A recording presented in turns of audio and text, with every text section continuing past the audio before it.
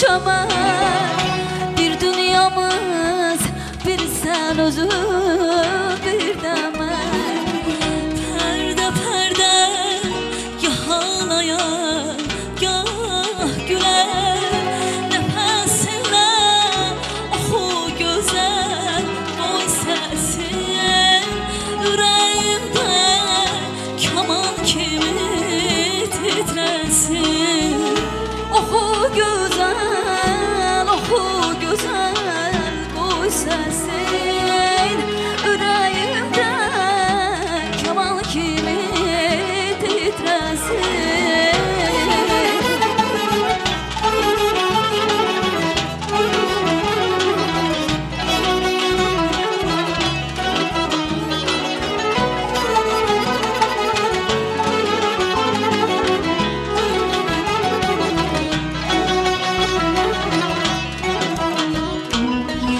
Karvan karvan göyden ulduzlar köçür.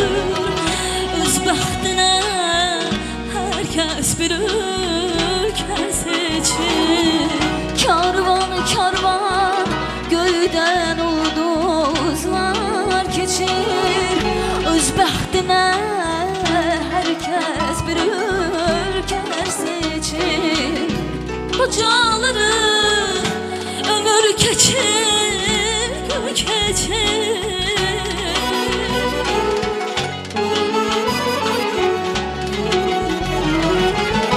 Qocaları ömür keçir, gün keçir. Nəfəsinə oxu gözəl qoy səsin. Ürəyimdən kaman kimi titresin. Oxu gözəl, oxu gözəl qoy səsin. Ürəklərdə kaman kimi titresin. Can evime sığışmayan arzular bir dünyada, neçə dünya arzular.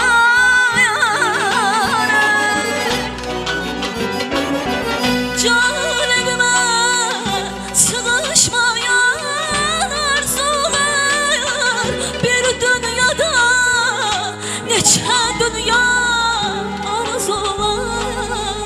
Məhəbbətin nə ilkinə sonu var.